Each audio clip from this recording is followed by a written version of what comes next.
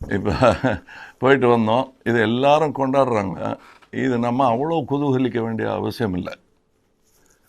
ஏன் சொல்கிறேன்னா, இப்போ என்ன பேசியிருக்கோம் பட்ஜெட் செஷனில், எனக்கு பட்ஜெட்டை பற்றி ஒன்றும் தெரியாது, அதை விட முக்கியமான விஷயம் இருக்குது அப்படிங்கிறத சொல்லியிருக்கோம். அதுதான் முக்கியம் என்னை பொறுத்தவரையிலும்.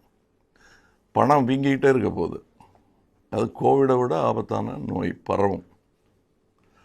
அதுதான் நமக்கு முக்கியமானது. அது பரவலுக்கு யார் உதவி பண்ண போகிறாங்கன்னா நாம தான். ஏன்னா ஓட்டு போட போனோம் சார், ஆனால் பேர் இல்லைன்ட்டிங்கன்னா தோத்ததாக தான் அர்த்தம். உங்களுக்கு புரியுதுங்களா? அதனால் தீவிரமாக ஒர்க் பண்ண வேண்டிய நேரம் இது. எல்லாருக்கும் சொல்கிறேன் நான். அதில் கோபதாபங்கள்லாம் ஒரு பக்கம் ஒதுக்கி வச்சுருங்க. ஒதுக்கி வச்சுட்டு பூத்து பார்க்குறதுலாம் முக்கியம். நான் எனக்கு எழுப்ப வேண்டிய குரல்லாம் எழுப்பிட்டேன் நான். இது சும்மா வாக்குவாதம் பண்ணுறதுக்கு இல்லை அந்த அரங்கு. அது மேலோர சபை, அப்படித்தான் இருக்க வேண்டும். ஆங்கிலத்தில் சொன்னால் it's Appar house, Sundarar house இல்லை. அதான் நம்ம இப்போ வி ஹேவ் சம் ஒர்க்.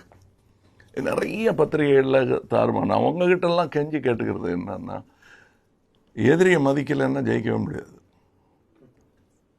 முக்கியமாக அவங்களோட வீக்னஸை மதிக்கலைன்னா ஜெயிக்கவே முடியாது. அது பார்த்துக்கலாம், அது தோற்றுருவாங்கங்கிறது கிடையவே கிடையாது. நமக்கு புறமுது காட்டாமல் இருக்கணும். நமக்கு யாரும் காது கட்டுக்கக்கூடாது. அதுக்காக அவங்களுக்கு நம்ம மூக்கு குத்தக்கூடாது.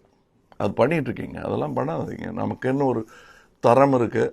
அவங்க பண்ணுறாங்கங்கிறதுக்கு அதுக்கு பதில் நியாயமாக அடித்தோன்னு வச்சுக்கோங்க, அவங்கள ஓச்சிடலாம்.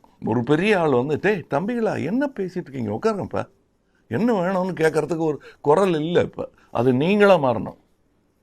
அதுக்கு வெள்ளதாடி தான் வேணுங்கிற அவசியம் இல்லைங்கிறேன் நான், இல்லையா? இப்போ நெட்டெல்லாம் பார்க்குறேன் நான். பார்க்குறது வந்து எனக்கும் எல்லாமே சீரியஸாக இருந்தால் எனக்கு போர் அடிக்கும். எனக்கு காமெடி பிடிக்கும்.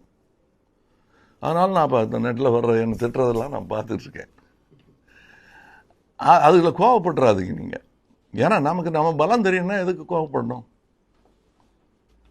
ஒரு உதாரணத்துக்கு சொல்கிறேன், பதில் சொல்லணும். ஆனால் அது, அதாவது நான் இப்போ பேர்கள்லாம் சொல்ல விரும்பல. அவங்கள அவமானப்படுத்துறதோ, அவங்களோட பர்சனல் லைஃப்பை கொண்டு வர்றதோ.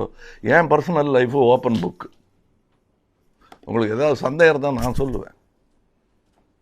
ஏன்னா இனிமேல் மறைக்க முடியாது, வாழ்ந்துட்டேன். அதனால் இனிமேல் அதை மறைக்க முடியாது. பட் மறைக்கிறவங்கள நம்ம அதை போய் குத்தக்கூடாது. இது வர்மாடி விளையாடுறதுக்கு இது வந்து மல்யுத்தமோ போகிறோ கிடையாது. இது டெமோக்ரஸி. இது. அதனால் உங்ககிட்ட நான் சொல்கிறது, இப்போ இன்னும் கூட சூடு ஜாஸ்தி ஆகும். கோபாலகிருஷ்ண காந்தி என்ன சொன்னார்? அச்சம், அச்சம் தவிர